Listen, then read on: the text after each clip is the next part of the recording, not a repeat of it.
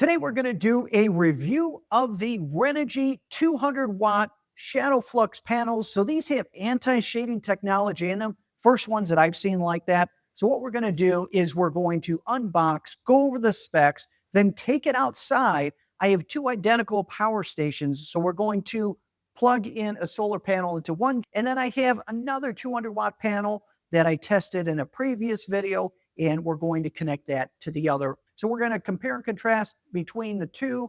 We'll set up different scenarios, see which one does better, and then we'll let you decide. So let's begin. Okay, so first impressions with it being unboxed. So first thing that I notice is that the frame is all black, and then the white areas on the side that you would typically see on a normal solar panel, well, that's black as well. So what that means is from up above, this is going to be pretty concealed, which is nice if you enjoy your privacy. The other thing that I notice is on each individual cell, the amount of connections that are going across it. So on another 200-watt panel that I'm going to be comparing this against, it has a total of 9 connections going across each cell. This actually has 16. Maybe that plays into the anti-shade technology, but we'll see what this does when we connect it up.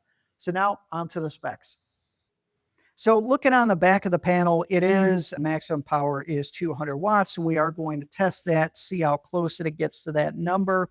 The operating voltage is 31.3 volts. The optimal current is 6.38 amps. And then your short circuit current is 6.86, so just a smidge higher than the operating. And then the open circuit voltage is 36.50. Now it does handle 1,000 volts. You can put quite a few of these in series. And also the max recommended fuse size is 15 amps. And then the model is RSP 200 DC-ASR, but it looks like a very solid solar panel. Here's your connections, your positive and your negative. And then on the side, it even says Renogy ShadowFlux. So hopefully you can see that. So now we're going to take it outside. We're going to do some tests. All right, so for the first test, got both solar panels out. It is high noon, nice and sunny out. So let's see what the output is of both panels. I have the angle of the panels set at 40 degrees. Let's see what we're getting for output. So currently 170 watts for the Renogy. And for the other, we're seeing 168. So we're going to shade a portion of this first panel. As you can see, the whole corner is covered. So that would be considered hard shading. So hard shading would be an object that completely blocks out light.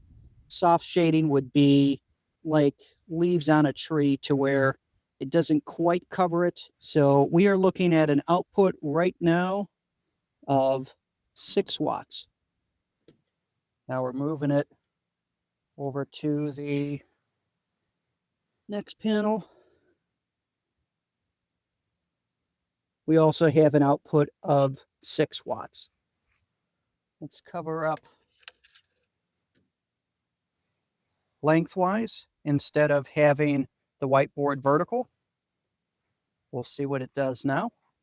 Once again, 6 watts.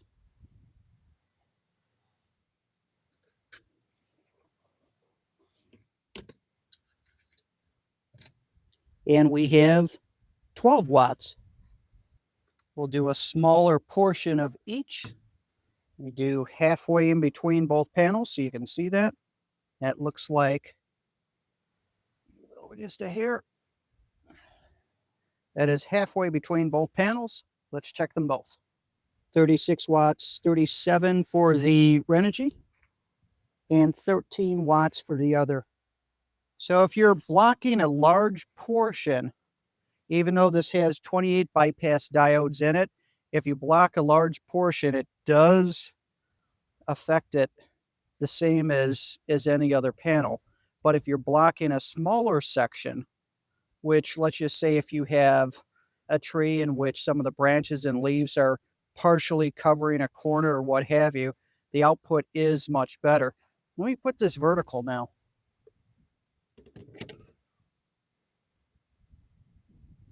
Okay, as you can see, 50% between the two. 142 for the Renogy.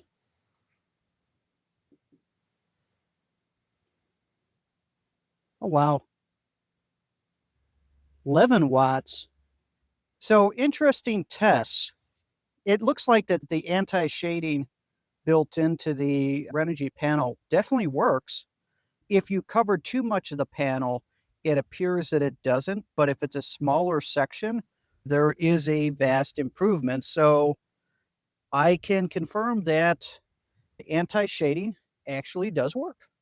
So now the next thing that I'm going to do is I'm going to take a couple of Renogy panels and I'm going to put them in series, and I'll repeat the tests and see how much of a difference that it makes on the total output.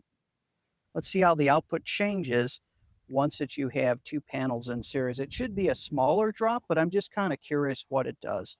And I had asked the vendor for 3 panels, so I was able to do some tests like this. So with the single panel, we're seeing approximately 133 watts. If that impacted the whole array by shading that one panel. If it is higher than that, that would actually be a good thing. So what are we seeing here? We're seeing 267. So now we're going to put this vertical, and let's see what difference that makes. Once again, halfway in between the two. 139 on the single panel, and 285. So it actually does better with the vertical shading than it did with the horizontal. Now, since it is fall and the sun is definitely lower in the sky, a couple things that you are going to want to do is raise the angle of your panels. So my panels right now for this test, I'm at 40 degrees. And for my area, 40 degrees in the wintertime is about right. But make sure that you adjust your angle because it makes a huge difference on the output of the panels. The other thing, once again, kind of talking about shading. There are 2 types of shading. There is hard shading and soft shading. So hard shading would be a object that completely blocks light.